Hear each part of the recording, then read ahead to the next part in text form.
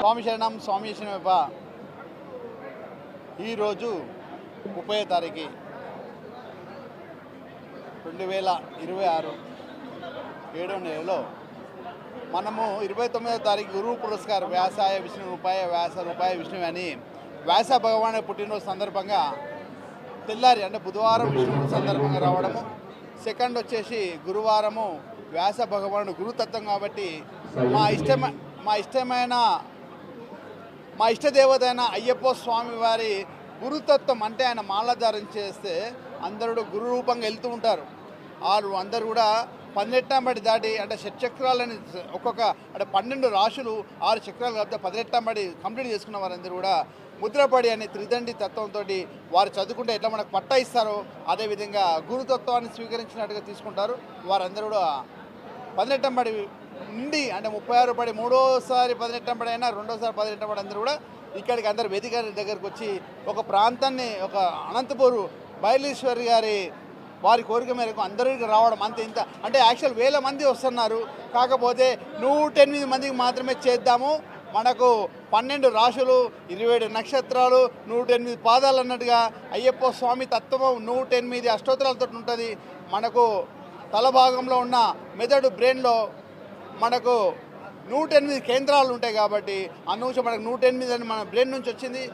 అదేవిధంగా 108 మందిని మనము 108 మందిని మనం పాదసేవ చేసుకొని సత్కరించి మూలలో ఉన్న గురుస్వాములందరికీ ఉభయ రాష్ట్రాల నుంచి రావాలని అందరికి పిలుపునిచ్చారు. అతి కొద్ది సమయంలోనే ఒక వారం 10 రోజులు కొద్ది సమయంలోనే ఇంతమంది రావడం అంటే మామూలు విషయం కాదు.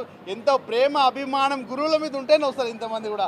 ఒక మంచి పేరై ఒక మంచి తత్వం గురుతత్వం గురువు అనే నమ్మకం అని కూడా వాళ్ళందరూ కూడా రావడం అంటే ఒక్కొక్కరి ఒక ఫోన్ ద్వారా ఎవరి ఇంటికి వెళ్ళలేదు, ఎవరికి పిలవలేదు, ఒక బంధుత్వంగా అది ఏది కాదు. అయ్యప్ప స్వామి ఒక పేరు ద్వారా గురువు అనే ఒక పేరు ద్వారా ఇంతమంది రావడము, ఇంతమంది నేను చూడడము బయలేశ్వర గారు మాకు ఇచ్చిన మంచి అవకాశము. హైదరాబాద్కి వెళ్ళి ఒక 25 మంది 30 మంది పురస్కారానికి వచ్చారు. తర్వాత మన ఉభయ రాష్ట్ర ఒరిస్సా రాష్ట్రం నుంచి కానీ ఛత్తీస్గఢ్ బెంగళూరు నుండి ఎంత ఆంధ్ర ఉభయ రాష్ట్రాలు వచ్చిన తర్వాత ఇది ఎట్లానే వస్తారు. కాకపోతే ఒరిస్సాకి వెళ్ళి రావడము, ఛత్తీస్గఢ్ రావడం, బెంగళూరు ఇక్కడ కర్ణాటక ఇక్కడ రాష్ట్రాల నుంచి కూడా ఎంతెంత దూరంలోకి వెళ్ళి మారుమూల గ్రామంలోకి వెళ్ళి కూడా గురువులందరూ వచ్చి ఈ పురస్కారానికి ఎంతో విలువ ఇచ్చారు. అంటే గురువు అంటే అయ్యప్ప స్వామి తత్వం మనం దాన్ని తిరస్కరించకూడదు, గురువునే తిరస్కరించాలని చెప్పి ఆ తత్వంతో వచ్చారు. అంటే వ్యాసాయ విష్ణు రూపాయ వ్యాస రూపాయ విష్ణువే అన్నట్టుగా వ్యాస భగవానుడు పుట్టినరోజు సందర్భంగా ఈ విష్ణుమూర్తిని సేవిస్తే ఎంత ఫలితం వస్తుందో గురువులను సేవిస్తే అంత ఫలితం వస్తుందని అష్టలక్ష్మిలు మన గురు పాదాల దగ్గర ఉంటాయని, అష్ట దరిద్రాలు పోతాయని, గురు పాదాన్ని పట్టుకుంటాయని చెప్పి అయ్యప్ప స్వామి తత్వంలో గురుతత్వం పరశురాముడు మనందరికి ఇచ్చారు గురువుని. అదేవిధంగా పరశురాముడు మా బాటలను మనందరం నడుస్తున్నాము. ఆయన ఏదైతే మంత్రం తత్వం మన గురువులు మనకి ఏం నేర్పించారో అదే మంత్రం అదే తంత్రం అదే మతంతో మన అయ్యప్ప స్వామి మతం మనం అందరం అయ్యప్ప బంధువులుగా ఉండి ఈ అయ్యప్ప స్వామి తత్వంతో మన గురుతత్వంతో సనాతన ధర్మాన్ని అయ్యప్ప స్వామి తత్వంతో నిలబెడుతున్నాం. మనం హిందూ ధర్మాన్ని సనాతన ధర్మాన్ని అయ్యప్ప గురుతత్వంతో మనందరూ కూడా ఇంకా ముందుకెళ్తుండాలి. ఇంత చక్కటి అవకాశం ఇచ్చిన మన అనంతపురం ప్రేక్షకులందరూ కూడా అనంతపురంలో ఉన్న గురువులందరికీ ముఖ్యంగా మా బయలేశ్వర గురుస్వామి గారికి నేను ధన్యవాదాలు తెలుపుకుంటున్నాను. స్వామి శరణం.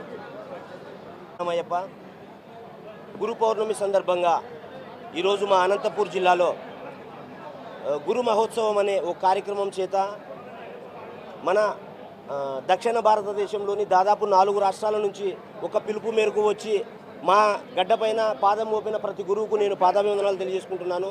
ఎందుకంటే గురువును సత్కరించుకునే అవకాశం అందరికీ రాదు. నాకు ఇచ్చినందుకు నేను ప్రతి గురువుకు నేను పాదాభివందనాలు తెలియజేస్తున్నాను.